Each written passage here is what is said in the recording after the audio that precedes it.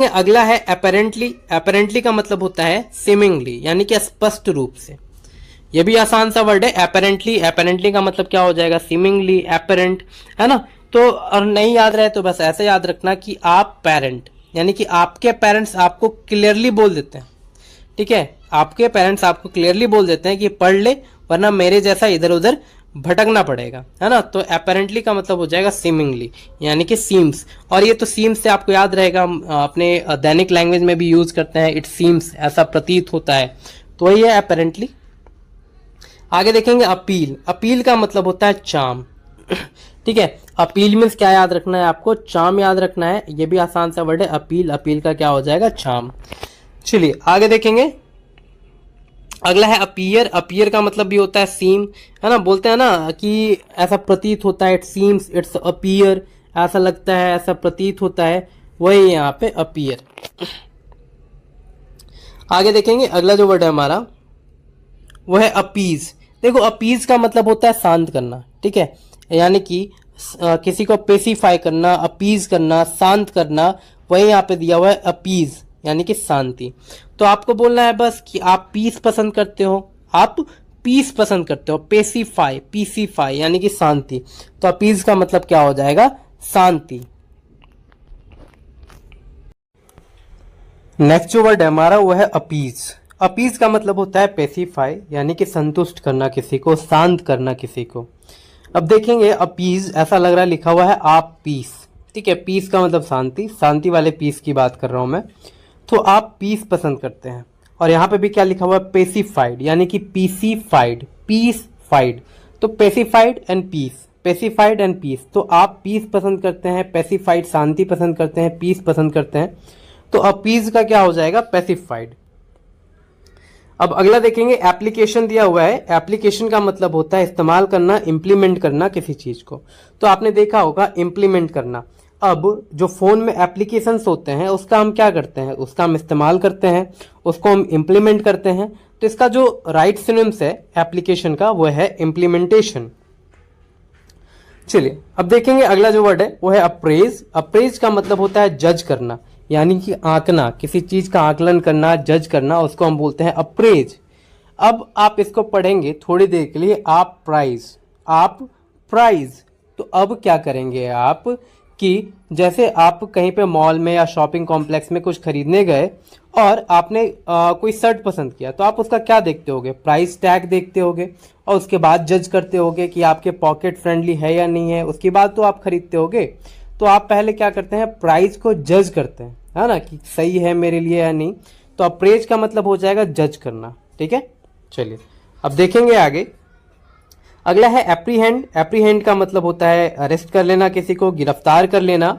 अब यहाँ पे एप्रीहेंड को अगर मैं थोड़ी देर के लिए अप योर हैंड पढ़ लूं, अप योर हैंड यानी कि हाथ उठा लो, है ना। तो मतलब क्या? पुलिस वाले बोलते हैं ना कि अप योर हैंड, तो पुलिस वाले अरेस्ट करते टाइम में ही ये बात को बोलते हैं। तो एप्रीहेंड का हो जाएगा क्या? अरेस्ट।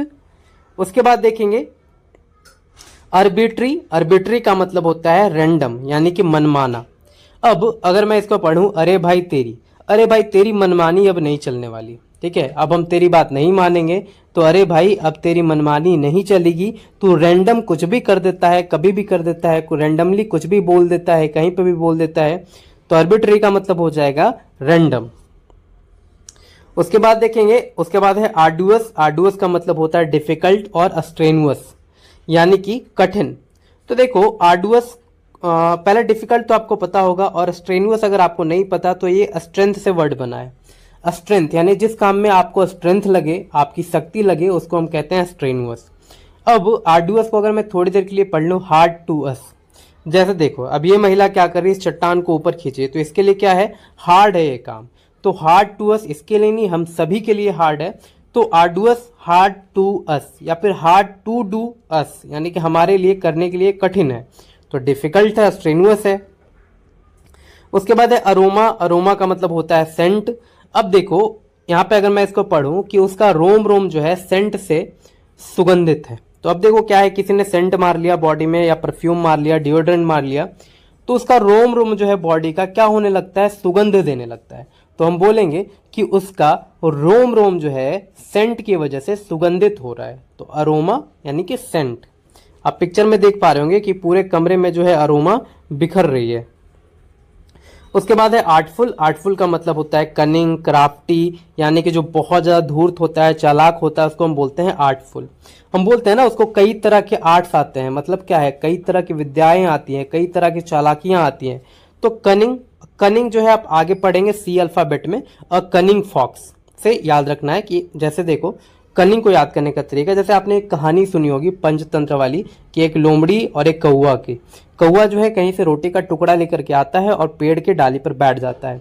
लोमड़ी कहीं से आती है, उसके मुंह में पानी आता है रोटी के टुकड़े को देख करके, फिर वो दिमाग लगाती है और कौवे को बोलती है कि तुम बहुत अच्छा गाना गाते हो, एक गाना सुनाओ। अब कौवा खुश हो जाता है कि हाँ भाई मेरी आवाज़ बहुत अच्छी है, मैं गाना सुनाता हूँ। और जैसे ही कौवा मुंह खोलता है रोटी गिर जाती है और लोमड़ी जो है उसको लेकर के भाग जाती है। तो अ कनिंग फॉक्स जो हुआ, यानी कि अ कनिंग फॉक्स स्टोरी, कहने का मतलब ये है कि वो आर्टफुल होती है, धूर्त होती है, चालाक होती है। उसके बाद देखेंगे आगे, क्राफ्टी आपने देख लिया, अब हम आगे देखेंगे एस्क्रिप्शन। एस्क्रिप्शन का मतलब होता है एट्रीब्यूशन, यानी कि आरोपण लगाना। तो देखो इसको दोनों को एक ही साथ पढ़ना है आपको, एस्क्रिप्शन एट्रीब्यूशन, ठीक है, एस्क्रिप्शन एट्रीब्यूशन, एस्क्रिप्शन एट्रीब्यूशन, तो आपको याद हो जाएगा, जिसका मतलब होता है आरोपण लगाना। उसके बाद देखेंगे एजेंबल। एजेंबल का मतलब होता है एकत्रित। एमस, तो एजेंबल को आप असेंबली से याद कर सकते हैं। असेंबली में जितने भी लीडर्स हैं, विधायक हैं, या फिर जो भी एमपी वगैरह हैं, वो एक जगह पे क्या होते हैं, इकट्ठा होते हैं। और एमस, एमस का मतलब आपने देखा होगा ना, मास मोबिलिटी, यानी कि बिल्कुल भीड़ जमा हो गई, मास मतलब बहुत ज्यादा अमाउंट में। तो एसेंबल का मतलब हो गया एकत्रित होना। उसके बाद देखेंगे हमारा एसर्सन। एसर्सन का मतलब होता है डिक्लेरेशन। तो ये भी आसान सा वर्ड है, एसर्सन और रीजन वाले आपने क्वेश्चन बनाए होंगे 9 10th में, 10th वाले पेपर में आते हैं ऐसे क्वेश्चन, एसर्सन और रीजन से, ठीक है, यानी कि डिक्लेयर करना, दावा करना। उसके बाद असर्टिव। असर्टिव भी सेम है। असर्टिव का मतलब होता है डोमिनियरिंग, यानी कि निश्चयात्मक। बोलते हैं ना असर्टिव सेंटेंस, आपने सेंटेंस बनाए होंगे, assertive sentence, negative sentence, interrogative sentence, imperative sentence, तो उसी में एक असर्टिव सेंटेंस आता है जिसका मतलब होता है दृढ़ कथन, तो वही है डोमिनियरिंग।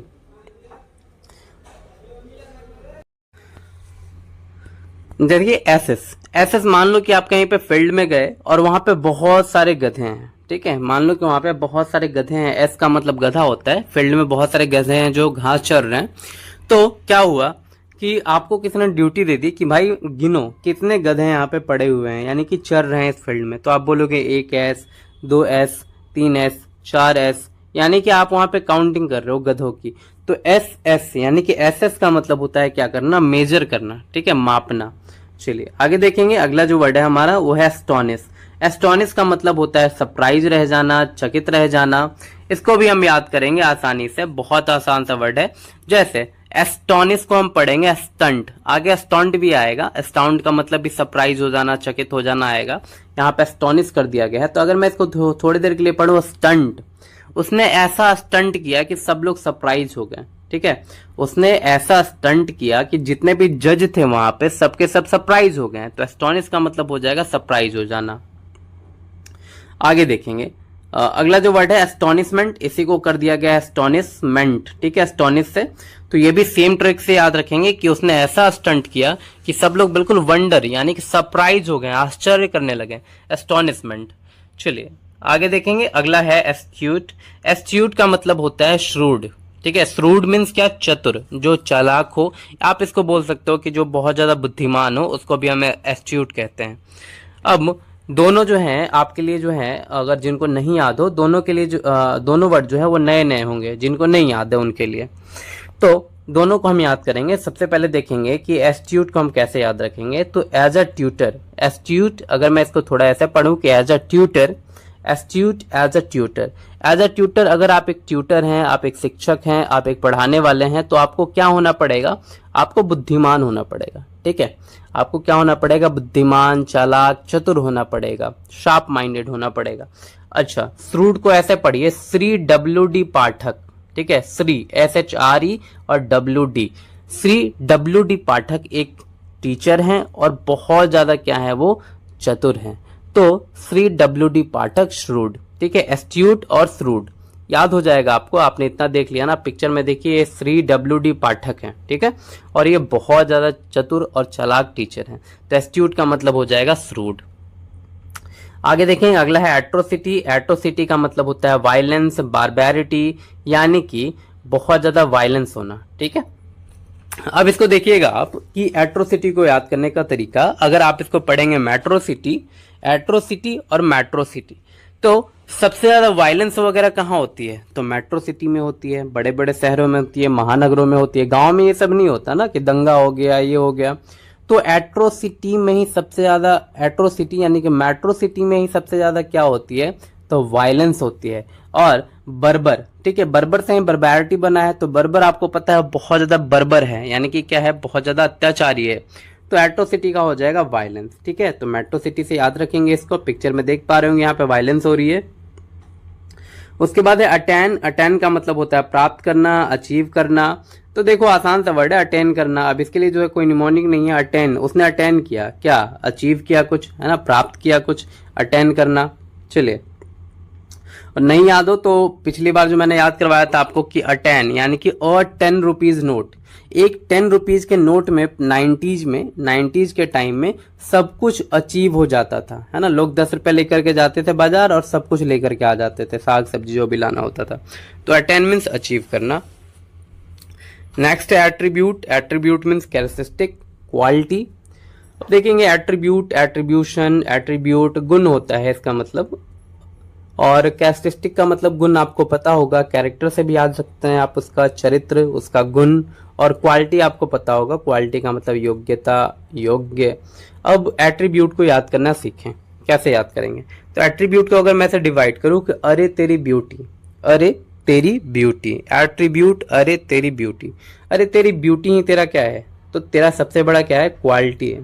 अरे तेरी ब्यूटी ही तेरी सबसे बड़ी क्वालिटी है, कैरेक्टरिस्टिक है, ठीक है, एट्रीब्यूट है। चलिए अब देखेंगे आगे।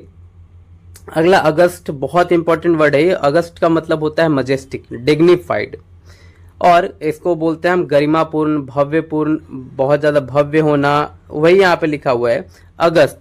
अब देखो अगस्त जो है मजेस्टिक कैसे हुआ, डिग्निफाइड कैसे हुआ, डिग्निटी से रिलेटेड कैसे हुआ?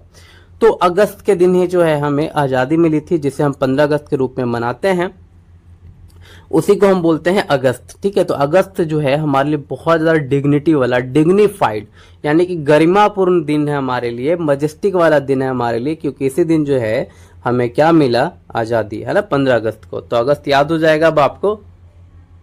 उसके बाद देखेंगे ऑरा। ऑरा का मतलब होता है हालो, यानी कि प्रभा मंडल। अब देखो ऑरा क्या होता है, हम बोलते हैं ना कि उसका फेस का ऑरा, ठीक है, उसके फेस का ऑरा। तो फेस के ऑरा का मतलब क्या हुआ? फेस का जो चमक होता है, गरिमा जिसको बोलते हैं, प्रभा मंडल, यानी फेस पे जो प्रभा होती है उसी को हम बोलते हैं ऑरा। और इसका सिनोनिम दिया हुआ है हालो, ठीक है। आप देख पा रहे होंगे पिक्चर में ये ऑरा है। तो आप इसको ऐसे याद करेंगे। देखो सिंपल था, अगर आपको याद करना है तो बस इतना याद रखो, हेलो और बताओ सब ठीक ठाक, है ना। हम बोलते हैं ना फोन पे, हेलो और बताओ सब ठीक ठाक, सब बढ़िया है ना, और सब बढ़िया। तो बस ऐसे याद कर लो, हेलो और बताओ, ठीक है, हेलो और बताओ, इस तरह से याद हो जाएगा, आसान सा है। चलिए आगे देखेंगे। अगला है ऑस्पिशियस। आसान सा वर्ड है ऑस्पिशियस, जिसका मतलब होता है शुभ, फेवरेबल, ठीक है। और इसके लिए जो कोई निमोनिक नहीं है, क्योंकि बहुत आसान सा वर्ड है। ऑस्पिशियस का मतलब होता है शुभ, बिल्कुल, जो हमारे लिए शुभ हो, फेवरेबल हो, उसको हम कहते हैं ऑस्पिशियस। आगे देखेंगे ऑस्टियर। ऑस्टियर का मतलब होता है स्ट्रिक्ट, और इसको हम बोलते हैं सख्त। तो देखो ऑस्टियर को आप पढ़ेंगे Australia, austere Australia, austere Australia. और ऑस्ट्रेलिया की टीम बहुत ज्यादा स्ट्रिक्ट है ना। ऑस्ट्रेलिया की टीम जो है बहुत ज्यादा स्ट्रिक्ट फील्डिंग करती है, तो बस इतना याद रखना है। आगे है ऑटोक्रेटिक। ऑटोक्रेटिक का मतलब होता है डिक्टोरियल, यानी कि निरंकुश। बोलते हैं ना कि वहां पे क्या है, बहुत ज्यादा ऑटोक्रेसी है, यानी कि निरंकुश शासन है, वहां पे प्रजातंत्र नहीं है, वहां पे डिक्टोरियलशिप है, डिक्टेटरशिप है।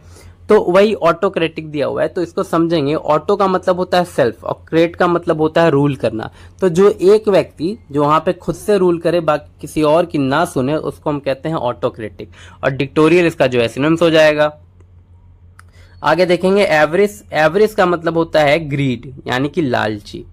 आप यहाँ पे फोकस करेंगे एवरेज को याद करने के लिए। एक वारिस, अब समझो किसी के पास एक भी वारिस नहीं है, कोई बेटा नहीं है, कोई बेटी नहीं है, कोई संतान नहीं है, तो वो क्या करेगी बेचारी, वो दूसरे के बच्चों को ग्रीडी नजरों से देखेगी। मतलब होता है ना कि ममता वाली नजरों से देखना, ललचाई नजरों से देखना।